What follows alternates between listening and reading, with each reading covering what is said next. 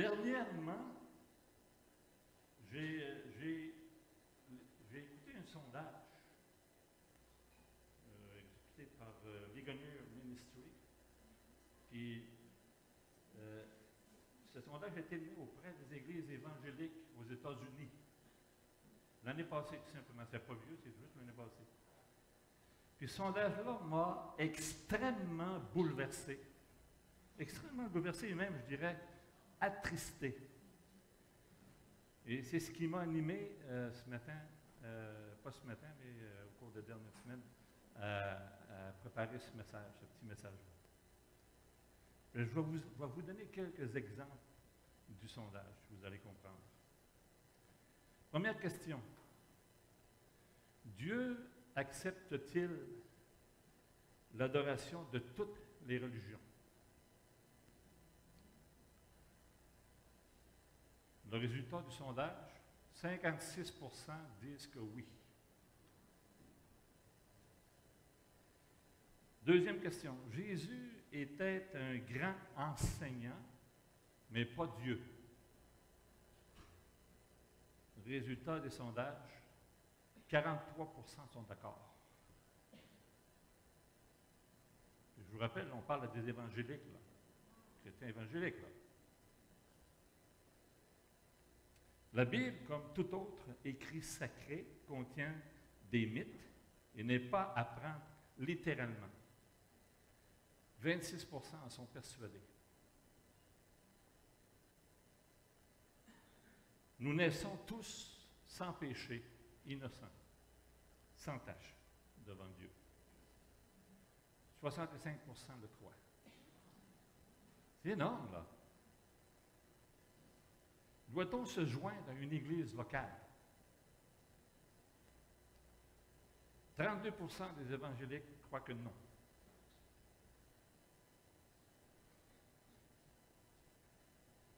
La condamnation biblique des pratiques homosexuelles ne sont plus valables de nos jours. 28% sont d'accord avec ça. L'identité des genres, qu'on commence à entendre parler de plus en plus, homme ou femme, n'est qu'une question de choix. 37% des évangéliques appuient cette idée. Je vais arrêter là, c'est déjà pas mal. C'est extrêmement troublant, vous ne pensez pas? Extrêmement troublant. Maintenant, la question qu'on est en droit de se poser ce matin, c'est celle-ci. Qu'est-ce qui se passe? Qu'est-ce qui se passe dans le monde évangélique pour qu'un si grand nombre de chrétiens abandonnent là, facilement des doctrines fondamentales pour lesquelles là, des milliers d'élèves, il y a quelques années, auraient payé de leur vie. Ils auraient payé de leur vie pour les soutenir.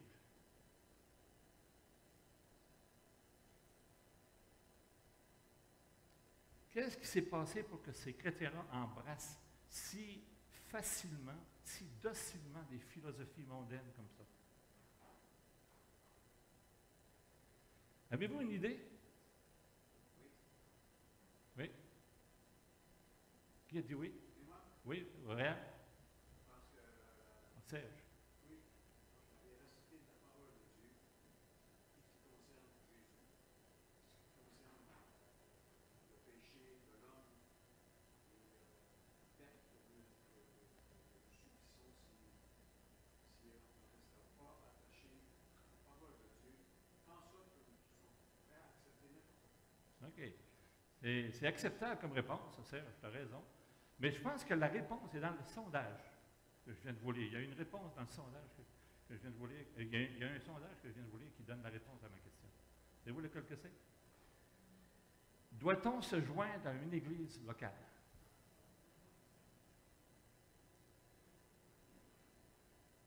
« 32% des chrétiens évangéliques croient que non. On s'approche de la moitié des chrétiens évangéliques qui croient que non. C'est énorme. Énorme.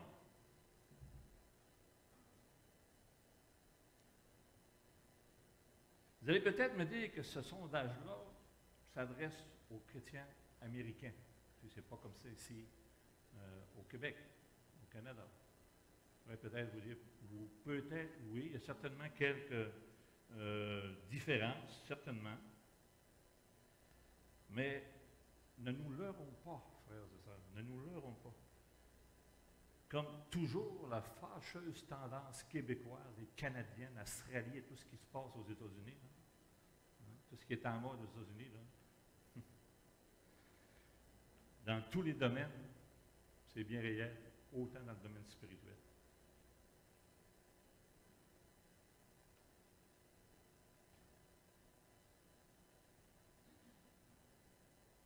De plus en plus de chrétiens demeurent chez eux, à la maison, et tentent de vivre leur vie chrétienne tant bien que mal, ok, en se laissant enseigner bien souvent par le web. Ils se laissent enseigner par le web, souvent sur leur ordinateur, plein de vents de doctrine. Plus bizarres les unes que les autres. Mais cette dérive-là a un coût. On vient de le voir dans notre sondage. Cette dérive-là a un gros coût. Et ces chrétiens-là perdent l'incertitude. Leur foi de jadis défaille. Leur combat pour une vie sanctifiée devient secondaire ou beaucoup moins important, pour ne pas dire même existant. Et ce qui reste de leur témoignage, et surtout, ce qu'on a nommé ce matin, de leur joie chrétienne, n'est plus qu'un vieux souvenir, souvent, et qui s'est, plus souvent qu'autrement aussi, transformé même en tristesse. Vous n'avez pas remarqué des fois comment est-ce qu'il y a des chrétiens qui sont tristes? On a chanté tout à l'heure, on a parlé tout à l'heure, notre frère Yves tout à l'heure nous a parlé de la joie. Hein? Et tout notre culte a viré autour de la joie. Mais ce que Dieu veut, ce n'est pas la joie, c'est une joie parfaite.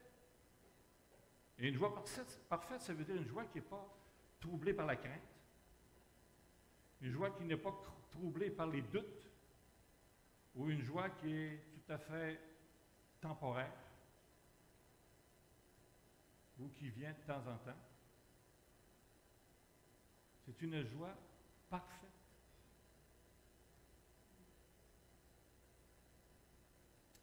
Je vais arrêter ici, c'est mon introduction, je vais arrêter ici. Donc ce matin, contrairement à mes habitudes, je vais donner un nom, un titre à mon message. Je l'ai intitulé « Les 3 incontournables pour une joie parfaite ».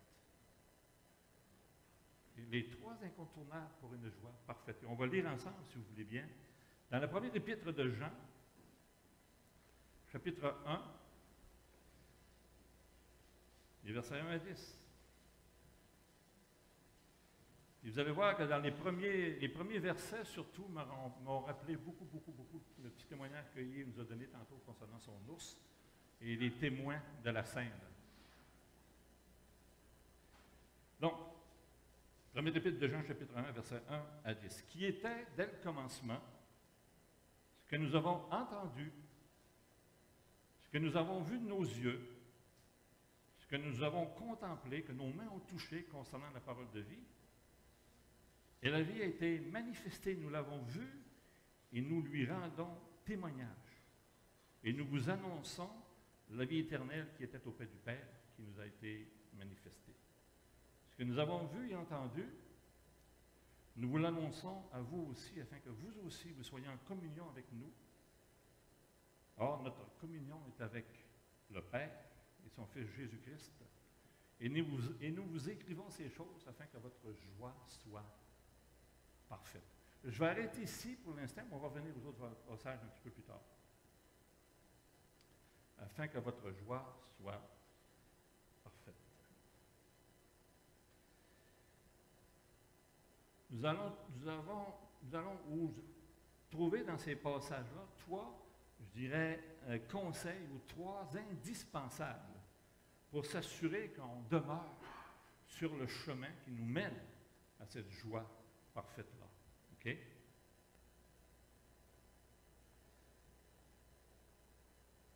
Le premier conseil, ou le premier incontournable, chapitre, versets 1 et 2, s'assurer d'avoir la bonne fondation. Et on va revenir dessus tout à l'heure. Deuxième incontournable, être en bonne compagnie. Et troisième incontournable, la sanctification. On va lire un petit peu plus tard, chapitre versets 5 à 8. Maintenant, pourquoi Jean donne-t-il ces trois conseils-là dans cet épître-là à des chrétiens que l'on sait spirituels? Si on lit l'épître de 1 Jean, on voit que ces chrétiens-là sont spirituels, que ce sont des chrétiens solides, forts. Nous savons que nous sommes de Dieu. Mais par ceci, vous savez que vous êtes des enfants de Dieu. Jean n'arrête pas de leur répéter cette affirmation-là. Il parle à des chrétiens solides, forts. Pourquoi donne-t-il ces conseils-là à ces gens-là? C'est intéressant. Pourquoi ce matin, moi, je vous amène un message comme ça? C'est parce que, je vais retourner dans l'épître de Jean, okay, vous allez voir les raisons.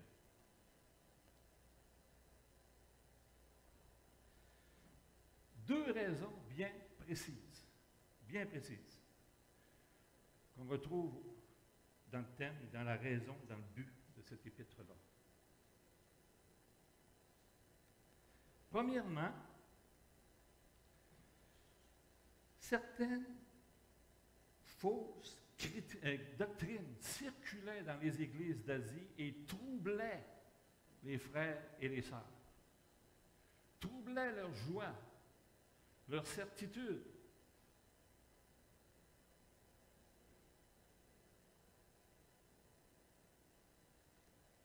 Deuxièmement,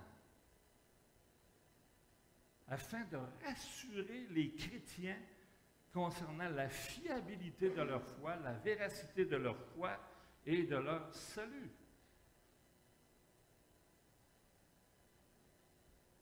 Aujourd'hui, frères et sœurs, comme jamais, l'Église est attaquée par toutes sortes de faux docteurs, de fausses doctrines. C'est incroyable. Beaucoup plus que dans le temps de Jean. Infiniment plus que dans le temps de Jean. On va regarder qu'est-ce qui troublait les églises dans le temps de Jean. Donc, ces personnes-là circulaient dans les églises et prêchaient de la fausse doctrine sur deux points capitaux de la vie chrétienne. Deux points capitaux. D'abord, certaines personnes circulaient dans l'Église et semaient, par ces fausses doctrines-là, énormément de controverses dans les églises. Puis les églises, dans ce temps-là, il n'y avait pas la Bible comme on a là. Ils ne l'avaient pas comme ça, là. Il y avait un livre, peut-être même 2, 3. Il n'y avait pas la Bible comme on l'a aujourd'hui. Okay? Il n'y avait pas toutes ces informations-là. Donc, certaines personnes circulaient d'église en église et répandaient de faux enseignements sur deux points cardinaux, capitaux de la doctrine chrétienne. Et du coup, comme diraient Laurent et Samantha, nos Français bien-aimés, et du coup, il en résultait que les cœurs des frères et des sœurs étaient bouleversés. Et pour certains même, le doute s'installait, prenait place dans leur cœur. Puis, comme je vous ai dit, il n'y a rien de nouveau sous le soleil. C'est encore pire aujourd'hui. Les églises sont attaquées de tout part, tous côtés. Premièrement, ces personnes attaquaient la personne même du Seigneur Jésus-Christ. Et aujourd'hui, ils ont tellement bien réussi leur coup qu'il n'y a pas beaucoup de gens dans notre société qui croient que Jésus est Dieu. Pas vrai? Ce que nos parents croyaient, ce que nous, on nous a enseigné quand on était tout petits, nous les plus vieux du moins, tout le monde croyait que Jésus-Christ était Dieu. Aujourd'hui, la tendance est reversée et de beaucoup. Renversée et de beaucoup. Certains, comme les Ébonites, eux, reniaient la divinité de Jésus, tout simplement. Jésus n'était pas Dieu. Okay? Pour eux, ce n'était qu'une création, même pas un homme, une création. Il y avait aussi les Cérétiens qui reniaient, eux, l'union de la divinité et de l'humanité de Jésus-Christ. Jésus-Christ, en fait, n'était qu'un fantôme, une folie de l'esprit. C'est incroyable. C'est encore. Donc, une doctrine gnostique ici. Et vous voyez les conséquences de ces dérives-là. Hein? C'est extrêmement grave. Si Jésus n'est pas vraiment venu en chair, s'il n'était pas vraiment divin, qu'est-ce qui se passe? Bien, la rédemption est caduque. La rédemption n'a pas pu avoir lieu. Il n'y a pas de salut.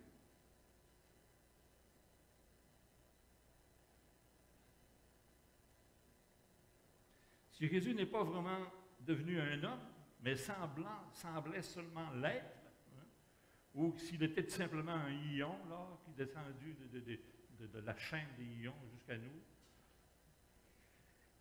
et qui possédait, en possédant un corps d'homme, si vous voulez, venu dans la chair,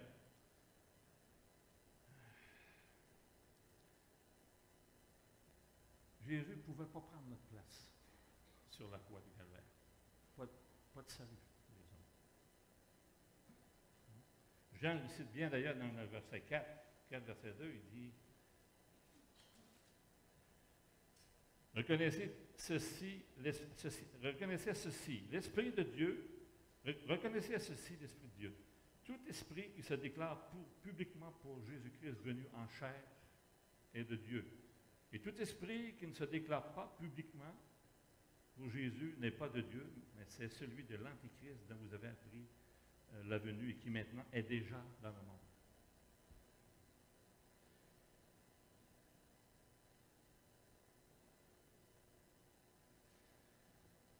Deuxièmement, d'autres aussi, s'appuyant sur le pardon des péchés, okay, apporté par Jésus, banalisaient maintenant le péché dans leur vie et par le fait même, la nécessité de sanctification pour leur vie. Le péché n'a plus de pouvoir sur nous. On a eu cette doctrine-là il y a quelques années, je m'en souviens, ici dans la région, chez certains frères. Le chrétien ne pêche plus. Wow! C'est une moyenne bonne nouvelle. On peut faire ce qu'on veut. Le péché n'a absolument aucun pouvoir sur l'esprit.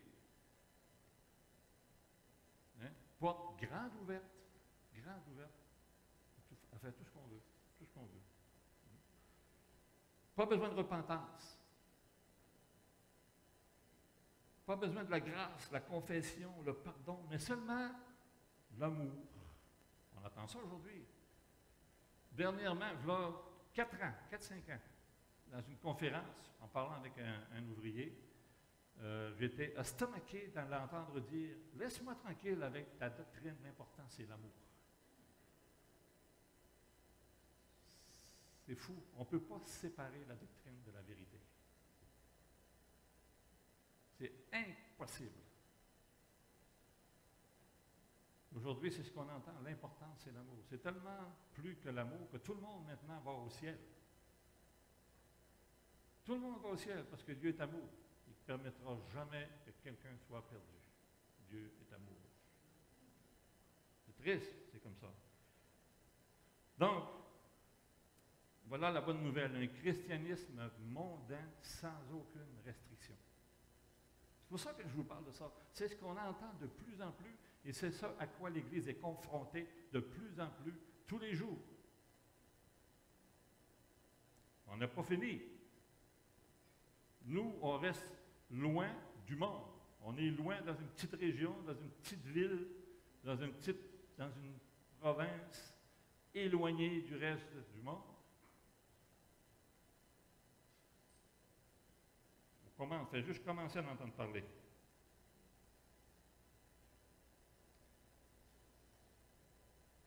Donc pour eux, un christianisme mondain, sans restriction, la vraie liberté. Donc on retrouve ici une porte grande ouverte pour une vie de dérèglement et de débauche, sans culpabilité. C'est formidable. Donc Jean écrit cette lettre-là pour rectifier ces faux enseignements-là, puis replacer les frères et sœurs sur le chemin de cette joie parfaite-là. Je vous écris ces choses, on va voir, afin que votre joie soit parfaite. Donc, il peut les ramener sur le bon chemin de la certitude. De la certitude de leur, des enseignements qu'ils ont entendus. C'est-à-dire la vraie joie, la joie parfaite. Je vous écris ces choses afin que vous sachiez que vous avez la vie éternelle, vous qui croyez au nom du Fils de Dieu. Point! Puis pour ce faire, comme j'ai dit, Jean va mentionner au chapitre 1, 3 incontournables qu'on va regarder ensemble, qui sont intrinsèquement reliés à l'Église locale. Première chose, pour demeurer sur le bon chemin, nous devons avoir absolument une vision claire et solide de notre fondation. Construire notre vie chrétienne sur la bonne fondation. Il n'y en a pas deux, il n'y en a pas trois, il n'y en a pas quatre, il n'y en a seulement qu'une. Okay? C'est-à-dire avoir les idées claires et précises sur qui est Jésus-Christ. Sur sa personne. Puis Jean revient, on a lu ce qu'on a lu dans les premiers versets, Jean revient en fin de compte sur ce qu'il a déjà déclaré dans son évangile au chapitre 1, verset 14. La parole a été faite chair, elle a habité parmi nous pleine de grâce et de vérité, et nous avons contemplé sa gloire comme une gloire venant du Fils de Dieu. C'est un peu ce que Jean répète ici dans d'autres termes. Donc, il revient avec ce témoignage-là. Et le verset 1, dans le verset 1 et 2, Jean, ici, rend témoignage de ce qu'il a entendu, de ce qu'il a vu, de ce qu'il a contemplé et même touché concernant la parole de vie. Ça me faisait penser au message, au petit exemple de Yves tout à l'heure. L'as-tu vu ton ours? Non. Tu l'as-tu vu son ours? Tu l'as-tu cru? À moitié. Mais c'est la même chose ici. Jean rend témoignage à des gens qui n'ont jamais vu le Seigneur Jésus.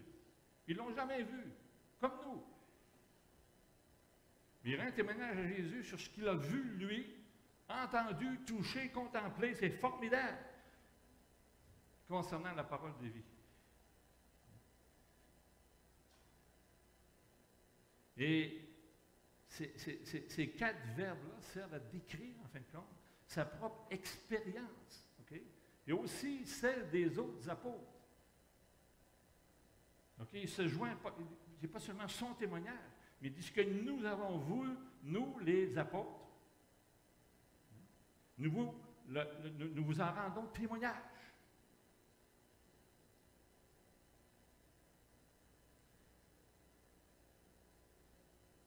Le premier est entendu. Ce que nous avons entendu, Jean et les autres apôtres ont vécu au moins 3 ans avec Jésus. Au moins 3 ans avec Jésus. Là ils l'ont entendu dire, ils l'ont entendu prêcher avec force, ils l'ont entendu chasser par des paroles, des témoins avec une seule parole. Ils l'ont entendu dire aux gens, vos péchés sont pardonnés, c'est impossible, bien Dieu seul peut pardonner les péchés. Hein? Ils l'ont entendu dire, Lazare, sors. Ils l'ont vu, Lazare, sortir. Ils ont entendu Jésus reprendre les scribes et les pharisiens avec autorité. Ils l'ont entendu dire, moi et le Père, nous sommes un. Ils l'ont entendu dire, avant qu'Abraham fût, je suis. Ils ont entendu tous ces enseignements. Ils ont entendu ces dernières paroles sur la croix. Tout est accompli. Ils l'ont entendu dire même après sa résurrection, allez, faites des disciples de toutes les nations. Et quoi? Personne n'a jamais parlé comme cet homme. Personne n'a jamais parlé comme cet homme. Même le huissier qui avait été envoyé pour surprendre Jésus par ses paroles, il dit, je ne peux pas, je n'avais rien à dire, personne n'a jamais parlé comme cet homme. Formidable. Hein? Ça veut dire, la deuxième chose qui est écrite, c'est vu et contemplé, que nous avons vu aussi et contemplé concernant la parole de vie. Voir et contempler, ça veut dire quoi? Ça veut dire prendre un petit peu un recul, un petit recul, puis regarder attentivement, longuement, scruter, être attentif, faire admirer, longuement scruter. Ils ont vu ses œuvres, ils ont vu ses miracles, ils ont vu son autorité à l'œuvre. Ils l'ont vu marcher sur les eaux, multiplier le pain et le poisson, pas rien qu'une fois, deux fois, calmer la mer et le vent. Qui est donc cet homme? Calmer la mer et le vent.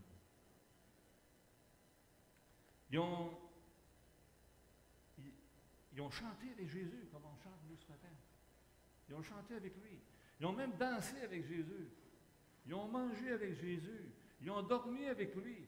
Jean a même posé sa tête sur son sein. Il a probablement entendu le cœur de Jésus battre aussi. Est-ce que Jésus était un fantôme? Non. Est-ce que Jésus était réel? Absolument.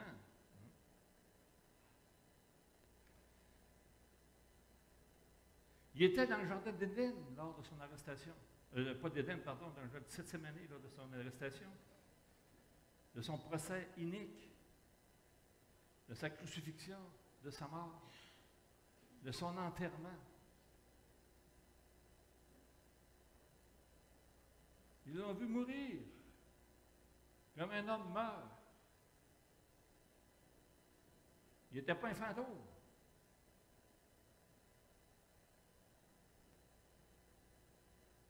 Et finalement, avec les autres et avec plus de 500 témoins à la fois, ils ont vu aussi Jésus ressuscité. Et comme on l'a vu ce matin, les sœurs ont vu le tombeau vide. Jésus n'est plus là. Ne le cherchez pas parmi les morts. Il est vivant.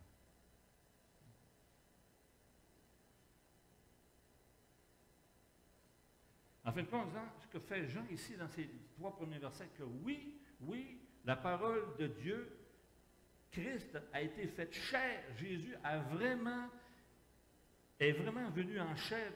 Son corps est vraiment mort sur la croix et son corps est vraiment ressuscité aussi. C'est des témoins oculaires, fiables. Puis il nous écrit ces choses afin que notre joie soit parfaite. Si vous retenez ces choses dans votre cœur, dans votre esprit, votre joie va être parfaite. On l'a fait ce matin dans notre adoration. C'était formidable ce matin de ce thème de joie. Hein, nos cœurs tressaient. On aurait eu tous envie de se lever et de dire, moi, quand j'ai accepté le Seigneur, je sautais sur le dos dans le salon de nous. Ma femme est là pour vous le dire. comment je dirais ça, tellement content, tellement délivré, tellement heureux. Puis je m'adresse à ma femme, regarde ma femme, lis ça, lis ça, lis ça. C'était sur le serpent des reins. Elle dit, oh, je connais ça, ça fait longtemps que je fais ça. Elle n'était pas encore sauvée dans ce temps-là. C'est fou. Moi, je sautais ça d'eau. La joie.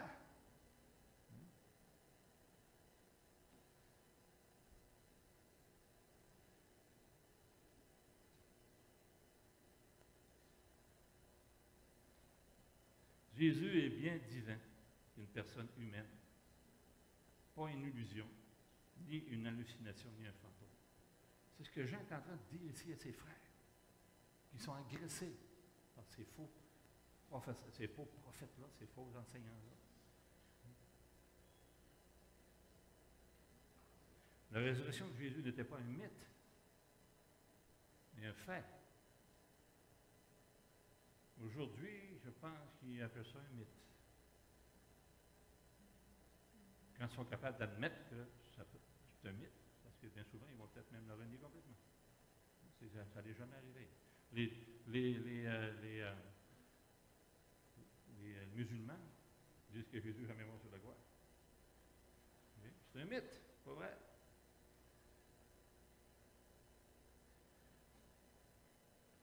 Jean et les autres apôtres ont entendu, vu, toucher une personne réelle, une personne vivante. J'aimerais vous lire juste un petit mot d'un auteur inconnu ici. C'est marqué « Soyons heureux, frères et sœurs, que notre connaissance de la vie éternelle ne repose pas sur des spéculations de philosophes ou même de théologiens, mais sur le témoignage incontestable de ceux qui entendirent, virent, contemplèrent et touchèrent celui qui fut incarné. Il ne s'agit pas d'un beau rêve, mais d'un fait réel, soigneusement observé et rapporté avec précision. Donc, Jean, ici, invite les frères et nous invite à poser nos pieds sur une fondation solide. Puis, je vous ai parlé que c'est intrinsèquement relié à l'Église locale. C'est parce que c'est dans l'Église locale que vous allez être enseigné ces choses-là. C'est dans l'Église locale que vous allez être enseigné la vérité concernant la parole, concernant la personne du Seigneur Jésus-Christ. Du moins une Église locale qui est vraie. Il faut s'entendre. Okay?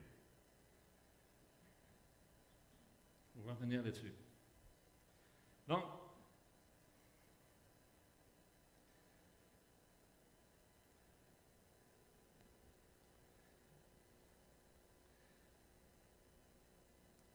l'incarnation de Christ,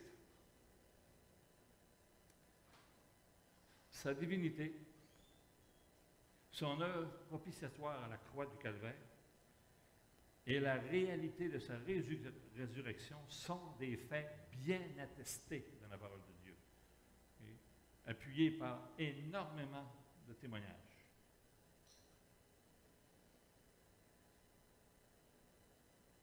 C'est le témoignage de ceux qui ont connu Jésus et qui ont écrit ce qu'ils ont vu et entendu dans les 27 livres du Nouveau Testament.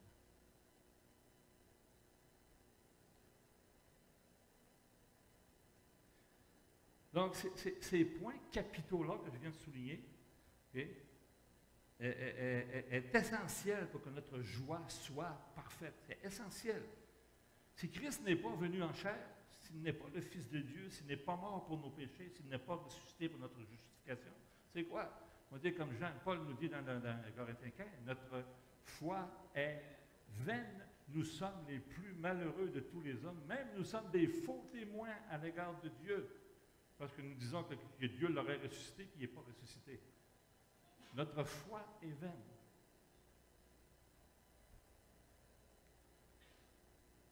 Nous sommes les plus malheureux de tous les hommes. Mais on croit que Christ est ressuscité. On croit que Christ est venu en chair, que Christ était divin et homme, qu'il est mort pour nos péchés et qu'il est ressuscité. Oui? Oui. Amen. Hein? C'est formidable pour notre joie, non? Formidable. C'est une base même de notre foi qui est attaquée constamment, frères et sœurs, constamment.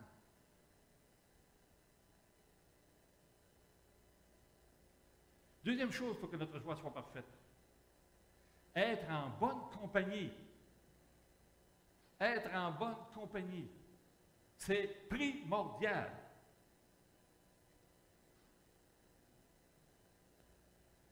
Non seulement on a besoin d'être sur la bonne fondation, mais on a besoin aussi d'être en bonne compagnie.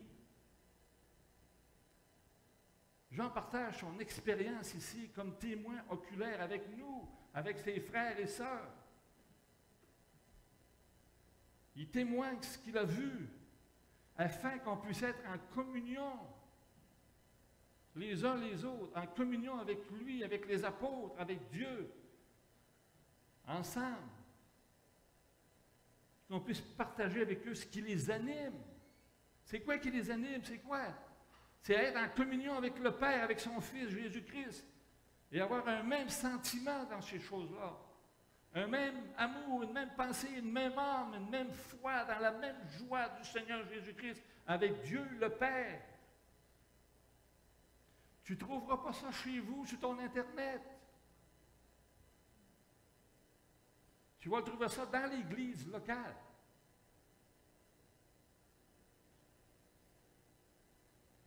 Voilà la joie parfaite. La joie parfaite. Je crois, frères et sœurs, fermement, de tout mon cœur, que les rassemblements de l'Église locale permettent qu'une telle communion puisse se produire. Et ces réunions-là nous permettent de partager nos joies, comme on a fait ce matin, adorer, comme on a fait ce matin, partager nos fardeaux, nos peurs, notre foi, notre connaissance, notre espérance, nos dons, notre amour, notre amitié, notre adoration. C'est ici que ça se passe. Pas ailleurs.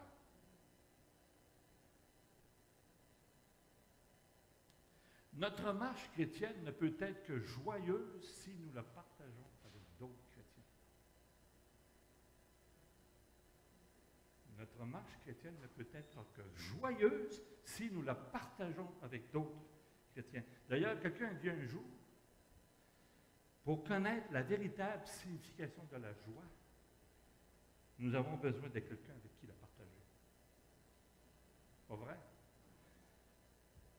Si vous vous souvenez, je disais une fois, j'ai un chant en anglais, okay, qui est en anglais, puis je l'écoute régulièrement, puis il me fait pleurer ce chant-là, tellement beau. Puis je ne suis pas capable de le partager avec personne, parce qu'ils ne parlent pas anglais, mes amis, ils ne parlent pas anglais, ils ne comprennent pas. Ça me fait de la peine, j'aimerais tellement qu'ils comprennent. Puis j'allais souvent à la TUC. Il y a la TUC et Mme Bacon qui est là, c'est une Anglaise. Puis j'y partageais ça, puis on s'est assis pour on a écouté le chant ensemble. Puis elle aussi trouvé le chant tellement merveilleux. J'étais tellement content de pouvoir partager ça avec elle. D'avoir enfin quelqu'un qui peut comprendre ma joie. Hein? Peut-être un jour. Mais c'est formidable. C'est ça la joie. C'est comme ça. C'est dans l'église locale que ça se passe, pas ailleurs.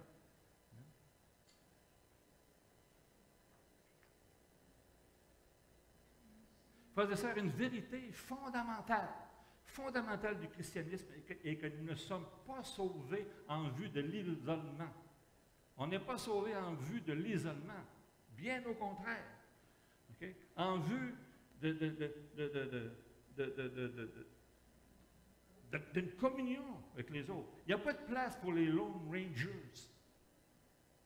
Il n'y en a pas de place. Un Lone Ranger, je ne sais pas c'est quoi en français. C'est un Lone Ranger.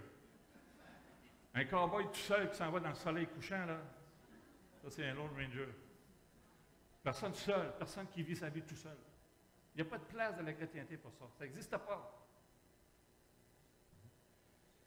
Nous sommes sauvés, frères et sœurs, afin que nous nous joignions à une communauté, à une église locale, dont la nature même doit nous procurer de la joie, une pleine satisfaction et de l'assurance. C'est ça. Marc nous a parlé dernièrement que Dieu est un Dieu relationnel dans Genèse. C'est un Dieu relationnel, il désire la relation. Puis il nous a crié pour qu'on soit des êtres relationnels dans leur relation. C'est la même chose. Maintenant, je veux spécifier une chose ici qui est très importante. Dans une église locale où la sainte doctrine est enseignée, où les sacrements institués par Christ sont pratiqués, puis où la discipline de l'Église est appliquée avec diligence et amour.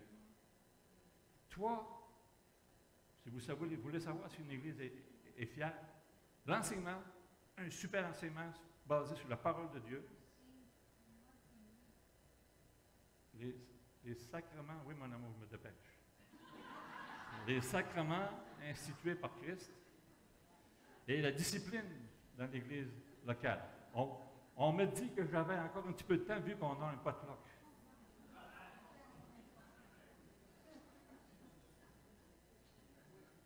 Donc, tout chrétien sérieux se doit de se joindre à une église locale. En fait, l'église locale, c'est la place où elle est. C'est vrai que de nos jours, on a Zoom. On a Zoom aujourd'hui. C'est un bel instrument, c'est utile, c'est le fun, ça fait un bon travail, c'est vraiment formidable. OK? On en a eu besoin, puis on s'en s'est servi, c'était très, très, très bien. Ça permet à ceux qui ne peuvent pas assister, pas se déplacer, ça m'est arrivé beaucoup avec mon épouse, de ne pas se déplacer, d'écouter quand même les cultes et d'assister aux cultes et aux autres réunions s'il y en a. Donc on en a profité largement lors du COVID. Okay? Merci pour la technologie. Mais cette avenue-là doit seulement demeurer, par contre, une alternative, et non pas devenir une habitude. Non pas une habitude. L'Église locale est la place où aller. Je ne sais pas si vous êtes comme moi, mais moi j'étais beaucoup sur le Zoom. Puis je me suis tellement ennuyé de vous autres. Je me suis tellement ennuyé de vous autres. C'est vrai, je me suis ennuyé de vous voir, de vous parler, de vous toucher. Je m'ennuyais de vous autres. Le Zoom, c'est bien beau, mais ça ne fait pas le job. OK? C'est la place où aller ici, non pas parce que les gens sont parfaits, mais souvent, de au contraire. Ce n'est pas la place à aller parce que les gens sont plus intelligents, plus beaux, plus gentils. L'église locale, ce n'est pas un club social. L'église locale, c'est un hôpital. C'est un hôpital où les gens malades se rendent. Où les gens qui ont besoin d'aide, ou ceux qui sont chargés et fatigués, qui ont besoin d'un repos, vont pour recevoir ce repos-là. C'est la place pour ça. Oui, mon amour.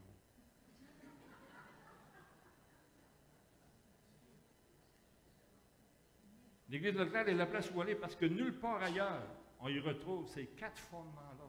4 fondements qu'on retrouve dans les Actes des Apôtres. Vous connaissez par cœur. C'est la seule place où vous allez trouver l'enseignement des apôtres, la communion fraternelle, la fraction du pain et la prière communautaire. Seule place, l'Église locale. Si vous voulez être in, il faut aller à l'Église locale. C'est ça, la mode, c'est ça, être in, on va à l'Église locale. Troisième chose, puis je me rappelle, je me dépêche, Martine est très impatiente. Troisième chose pour que notre joie soit parfaite, c'est marcher à la lumière de sa parole.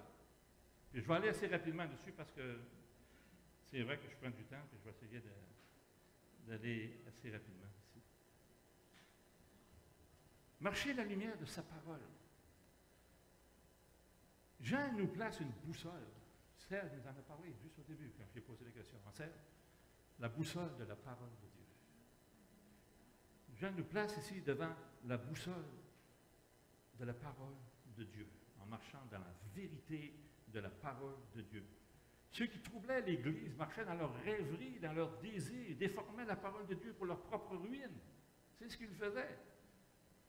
Puis Jean les associe d'ailleurs à l'Antichrist. Ils se sont détachés de la parole de Dieu. Ils ne suivent pas la parole de Dieu. Qu'est-ce qui se passe?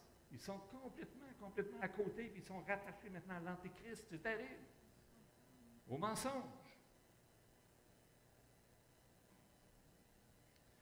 Notre, frères et sœurs, notre vie chrétienne ne peut être vraiment joyeuse que si elle est fondée sur les vérités révélées de la parole de Dieu. La Bible, sola scriptura, la parole seule, Sola Scriptura, la parole seule. Pas nos livres de commentaires. Pas les paroles des grands théologiens. La Bible seule. Si ce que tu entends, ce que tu vois n'est pas écrit dans la parole de Dieu, sauve-toi. Sauve-toi.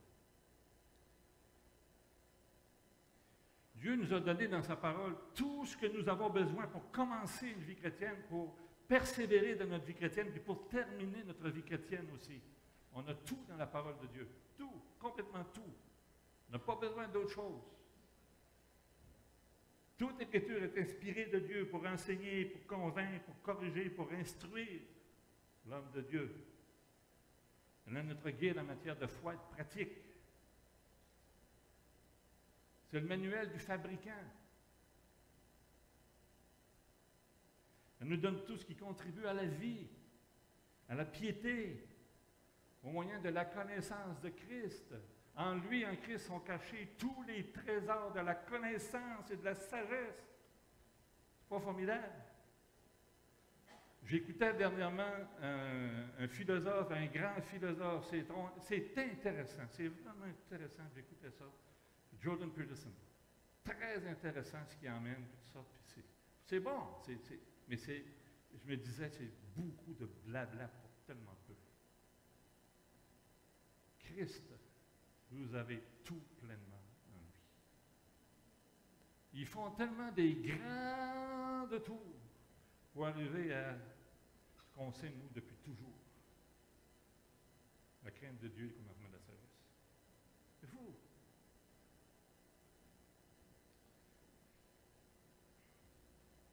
Donc, si nous voulons une vie chrétienne remplie de joie, nous avons besoin de nous abreuver à la bonne source. Et nous abreuver à la bonne source nous amène, bien sûr, la parole de Dieu, qui, elle, va nous enseigner à sanctifier nos vies. Je vais aller assez vite, je vais terminer ici. Puis la dernière chose, c'est viser le bon but. Viser le bon but. Notre vie, c'est quoi? Dieu nous a mis sur la terre, pourquoi?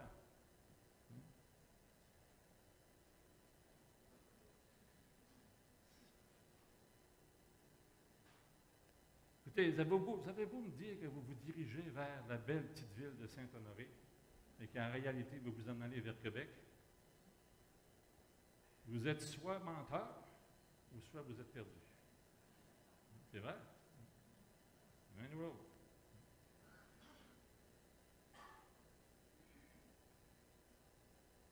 C'est impossible de prétendre, frères et sœurs, vivre une vie en communion avec Dieu qui est lumière, vérité et sainteté, pour ensuite vivre une vie qui le déshonore. Vous ne tromperez pas personne. Oui, Martine. Je vais terminer ici. C'est vrai que marcher à la lumière de la parole de Dieu, c'est aussi troublant parce que souvent nos péchés sont exposés, plus souvent qu'autrement. Mais, comme nous dit Jean ici,